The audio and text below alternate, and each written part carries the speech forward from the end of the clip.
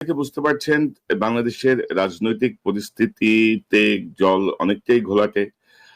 নির্বাচনের কথা বলা হচ্ছে ফেব্রুয়ারি প্রথমার্ধে নির্বাচন, কিন্তু জামাতের যে অবস্থান, বিএনপির যে অবস্থান, এনসিপির যে অবস্থান, সবকিছু মিলিয়ে একটি রাজনৈতিক জটিলতায় অনেকেই মনে করছেন যে নির্বাচন হয়তো হবে না। আদৌ কি নির্বাচন হবে? ডক্টর ইউনূস কি একটি সুষ্ঠু নির্বাচন করতে সক্ষম হবেন? কারণ ইতিমধ্যে এনসিপির একজন নেতা নাসিরউদ্দিন পাটোয়ারি তিনি বলে দিয়েছেন যে কোনো নির্বাচন হবে না। তো সব মিলিয়ে যে পরিস্থিতি, পাশাপাশি আওয়ামী লীগ তার ফ্যাসিবাদকে আবার ফিরিয়ে আনার জন্য এখন সুশীল সমাজ শিল্পীদের উপর ভর করেছে, এবং এবারের 15ই আগস্টের জনগণ প্রত্যাখ্যান করলেও দেখা যাচ্ছে যে শিল্পীরা মোটামুটি আহ ফেসবুক ফিড ছয়লাভ করে ফেলেছে মুজিব বন্দনায়। তো এই বিষয়গুলো ধরেন